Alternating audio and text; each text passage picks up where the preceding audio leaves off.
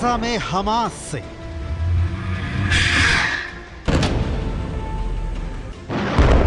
Lebanon में Hezbollah से, Yemen में हूथी विद्रोहियों से,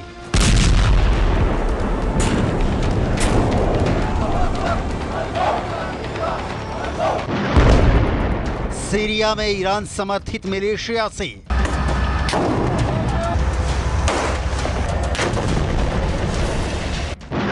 इराक में ईरान समर्थित फोर्स से,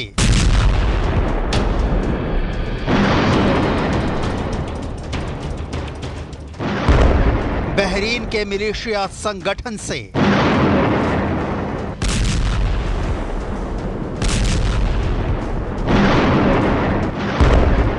और अब नंबर 7 तुर्की से।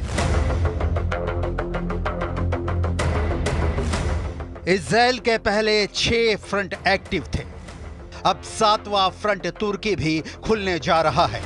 तुर्की ने ऐलानिया तौर पर इजराइल को दुश्मन देश मान लिया है।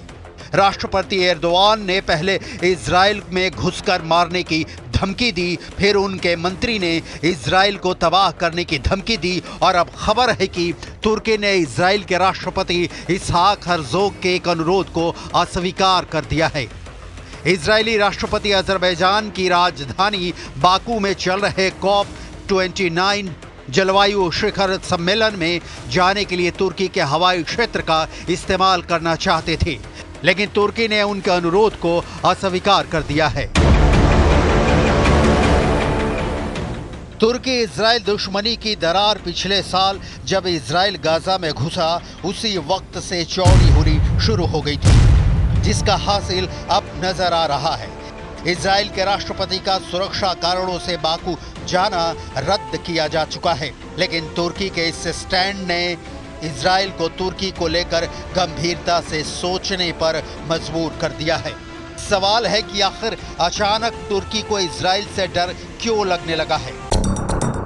क्यों अपने आसमान से नहीं गुजरने दिया इजराइल के राष्ट्रपति का विमान?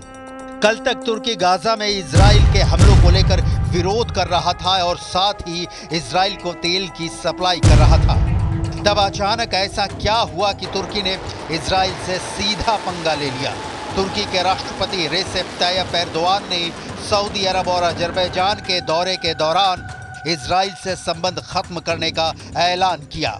एर्दोआन ने कहा, मेरे नेतृत्व में तुर्की गणराज्य की सरकार इजराइल के साथ किसी भी तरह का संबंध जारी नहीं रखेगी और हम अपने इस रुख पर आगे भी कायम रहेंगे। तुर्की और इजराइल के संबंध मुश्किलों से भरे रहे हैं। तुर्की दुनिया का पहला मुस्लिम बहुल देश था जिसने इजराइल को मान्यता दी थी। सवाल फिर वही, तो अचानक क्यों तुर्की ने इजराइल से अपने संबंध खत्म कर लिए? एर्दोआन के दिमाग में क्या चल रहा है? समझने के लिए आपको रियाद से आई ये तस्वीरें देखनी होंगी। रियाद में आयोजित इस सम्मेलन का नाम अरब इस्लामी शिखर सम्मेलन दिया गया था। रियाद में आयोजित इस कॉन्फ्रेंस में सिर्फ गाजा और लेबनान में चल रहे इजरायली हमले पर ही चर्चा हुई, और इस शिखर सम्मेलन में तुर्की के राष्ट्रपति एर्दोआन भी हिस्सा लेने पहुंचे थे। सुनिए सम्मेलन के बाद इजराइल को लेकर क्या बयान दिया गया।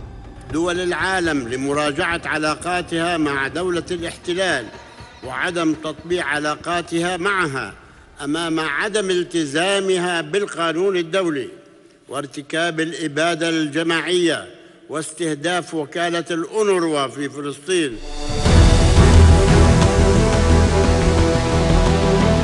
अरब इस्लामी शिखर सम्मेलन में सऊदी अरब के क्राउन प्रिंस ने इजराइल के हमलों को नरसंहार करार दिया। جدد المملكة إدانتها ورفضها القاطع للإبادة الجماعية التي ترتكبها إسرائيل بحق الشعب الفلسطيني الشقيق، وراح ضحاياها أكثر من 150 ألف من الشهداء والمصابين والمفقودين، معظمهم من النساء والأطفال. ونؤكد أن استمرار إسرائيل في جرائمها بحق الأبرياء والإمعان في انتهاك قدسية المسجد الأقصى المبارك والانتقاص من الدور المحوري للسلطة الوطنية الفلسطينية على كل الأراضي الفلسطينية من شأنها تقويض جهود الهادفة لحصول الشعب الفلسطيني على حقوقه المشروعة وإحلال السلام في المنطقة. पूरी दुनिया को मालूम है कि तुर्की की अर्थव्यवस्था की हालत ठीक नहीं है। इसलिए एर्दोआन अपने इलाके के देशों से रिश्ते गहरा रखना चाहते थे। उनके इस प्लान में इजराइल भी शामिल था। सितंबर में ही एर्दोआन ने न्यूयॉर्क में संयुक्त राष्ट्र की आम सभा में इजरायली प्रधानमंत्री बेन्यामिन नेतन्याहू से मुलाकात की थी और उन्हें अंकारा आने का न्योता भी दिया था। एर्दोआन चाहते थे कि वो इजराइल और हमास के बीच मध्यस्थ बने, न कि इजराइल को नाराज करें। एर्दोआन ने ऐसी ही कोशिश यूक्रेन और रूस के बीच ग्रीन कॉरिडोर डिप्लोमेसी के रूप में की थी और उन्हें कामयाबी भी मिली थी। लेकिन अचानक से एर्दोआन के बोल बदलने लगे।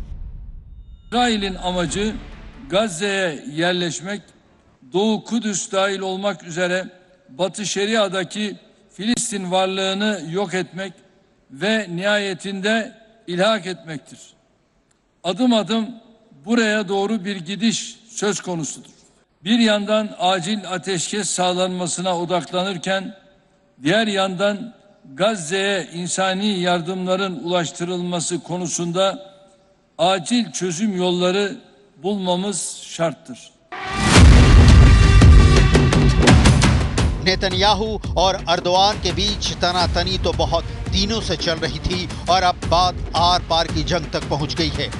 तुर्की नेटो का मेंबर है और नेटो पर हमला करने का मतलब क्या होता है ये पूरी दुनिया जानती है। लिहाजा मामला बेहद बुरा फंस चुका है।